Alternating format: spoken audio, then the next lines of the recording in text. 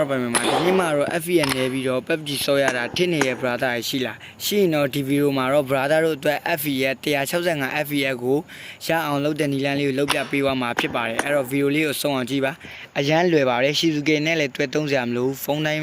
လည်းရပါတယ်အဲ့တော့အရင်ဆုံးအနေနဲ့ကျွန်တော်ရဲ့ FVN ကိုပြပါမယ်ဆိုတော့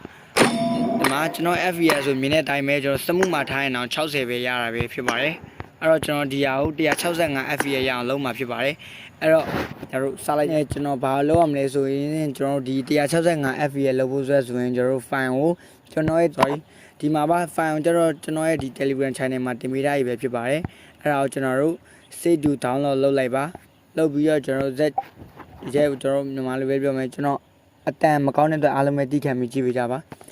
ရဲဝင်ပါမယ်ဝင်ပြီးရင်ကျွန်တော်တို့ဒီ download တွေကိုတစ်ချက်နှိပ်ပါမယ်download တွေကိုနှိပ်ပြီးရင်ကျွန်တော်တို့ Telegram ထဲကိုသွားပါမယ် Okay ဒီနားရောက်ပြီးတော့ကျွန်တော်တို့ဒီမှာ password ထည့်ရမှာဖြစ်ပါတယ် password ကျတော့ကျွန်တော်တခါလေးပြောပြပေးလိုက်တော့မယ် brother တို့ဖုန်းတိုင်းရစီခြင်းတဲ့အတွက်ကြောင့်မို့အဲ့တော့ HH ရောက်တစ်ချက်နှိပ်မယ် password ကျတော့ကျွန်တော်အတီးပဲเนาะ PAI အပြီးတော့139အဲ့ဒါထည့်ပြီးဆိုကျွန်တော် okay နှိပ်လိုက်ပါမယ် okay နှိပ်လိုက်ရင်အောက်မှာကျွန်တော် finder အဖြူအောင်လေးနဲ့ပေါ်လာလိမ့်မယ်အဲ့ဒါလေးကိုတစ်ချက်ပြီးလိုက်ပါပြီးတော့ကျွန်တော် copy ကိုတစ်ချက်နှိပ်မယ်နှိပ်ပြီးတော့ကျွန်တော်အပေါ်ဆုံးက device story တွေကိုသွားမယ်ပြီးကြရင်ကျွန်တော် Android ထဲဝင်မယ်ပြီးကြရင်ကျွန်တော် data တွေကိုထပ်ဝင်မယ်ထပ်ပြီးရင်ကျွန်တော်ဒီမှာ PUBG Mobile logo လေးနဲ့ကျွန်တော် PUBG တန်းဆန်းကော NG ဆိုတာလေးကိုရှာမယ်ဗျာဒီနည်းလေးကလုံးဝမပန်းဘူးเนาะအဲ့မှာ PUBG တန်းဆန်းကော NG တွေကိုတစ်ချက်နှိပ်မယ်ပြီးတော့ကျွန်တော် file လေးတွေကိုတစ်ချက်ဝင်မယ်ဝင်ပြီးရင်ကျွန်တော်ဒီမှာ UE4 game ဆိုတာလေးကိုတစ်ချက်နှိပ်မယ်ပြီးကြရင်ကျွန်တော်မှာ share test extra ဆိုတာလေးကိုချက်နှိပ်မယ်နှိပ်ပြီး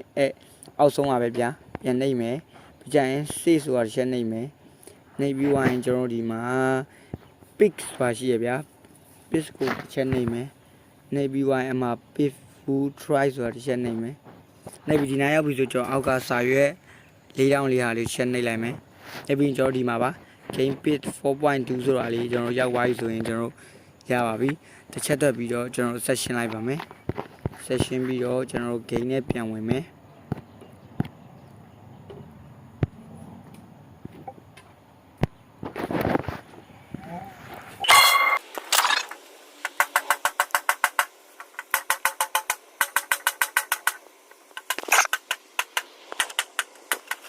အဲ့တော့ကျွန်တော် game နဲ့ရောက်ပြီးကျွန်တော် setting နဲ့တစ်ချက်ဝင်မယ်ဝင်ပြီးကျွန်တော် graphic တွေဝင်မယ်ဆိုတော့အမြင်နဲ့တိုင်းပဲ